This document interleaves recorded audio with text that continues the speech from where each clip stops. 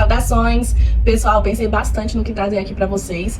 E como foi bastante comentado nos meus stories sobre o Maníaco do Parque, eu resolvi falar um pouquinho sobre esse assunto e sobre esse filme pra vocês, tá bom? Então vamos lá. Vamos falar um pouquinho sobre o protagonista do filme, que é o Francisco de Assis Pereira, já que o filme, né, é baseado em fatos reais. Francisco de Assis Pereira nasceu em 29 de novembro de 1967, hoje ele tá aí com 57 anos. Ele pegou 285 anos de cadeia por alguns crimes como estupro, homicídio triplamente qualificado, atentado ao pudor e ocultação de cadáver, entre outros aí crimes que foram vindo. Enfim, ele pegou 285 anos de prisão. Porém, aqui no Brasil, tem a questão do tempo máximo de prisão. A pessoa ela só pode ficar presa por 40 anos. Ah, Juliana, mas não era 30? Sim, é a pena máxima que uma pessoa pode cumprir em regime fechado. A Lei 13.964/2019, sancionada pelo presidente Jair Bolsonaro, aumentou o limite máximo de prisão de 30 para 40 anos. No entanto, o STF decidiu que o tempo máximo de prisão de 40 anos não se aplica aos crimes cometidos antes da vigência da lei anticrime. Então, sim, ele tem a possibilidade de ser solto aí em 2028, tá? É passado por vários testes antes de liberar o detento, mas ele tem sim a possibilidade de ser liberado em 2028, mesmo sendo um psicopata e tendo matado várias mulheres cruelmente, além dos estupros e várias outras coisas, né? Mas continuando aqui na questão do filme, pra deixar mais tranquilo. Gostei dele, mas achei que ele poderia ter sido bem melhor. Eu achei que a história fictícia que inventaram pra colocar assim massa no filme acabou atrapalhando e tirando o foco principal, que era o Francisco de Assis Pereira, que era o que ele cometeu. Tinha várias outras histórias, sobre as próprias vítimas que poderiam ter sido contadas nesse filme. Mulheres que queriam ser modelos, mulheres que queriam ser entrevistadoras e que na hora que foram lá tirar as fotos, né, acabaram sofrendo essa lástima, né, essa questão aí que tirou o sonho delas, tirou a vida delas. Então eu acho que poderia ter sido focado ou em uma história das meninas ou na própria história do Francisco de Assis Pereira. Por quê? A infância do Francisco de Assis Pereira, se você for pesquisar bem, ele teve vários abusos, né? Tem, né, falando que ele teve vários abusos. Ele não foi uma criança planejada, ele ficou sendo jogado pra lá e pra cá. Então tem várias questões que poderiam ter sido faladas nesse filme e eles não falaram pra dar foco a uma história fictícia colocada no meio pra dar massa pro filme. Então tirou o foco total. Eu achei que ficou um filme sem foco.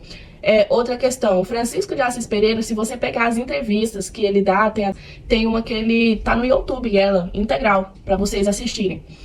Ele fala tranquilamente, ele não altera a voz, ele não é uma pessoa que, se você vesse na rua, eu acho que se eu vesse ele contando as coisas, a pessoa dele assim, eu acho que eu nem acreditaria.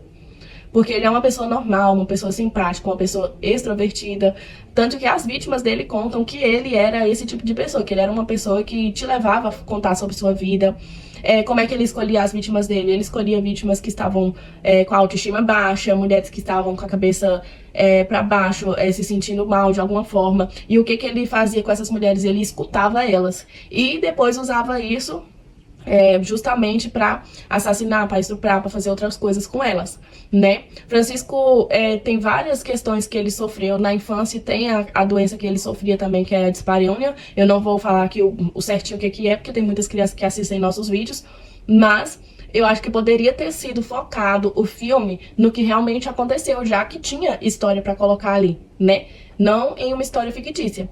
Então, a minha nota foi 8,5 por causa disso, porque eu achei que perdeu o foco, colocou um ator pra fazer o papel dele, que realmente tinha uma cara de psicopata, e se você for ver, se você for ler e for procurar, ele não tem essa cara.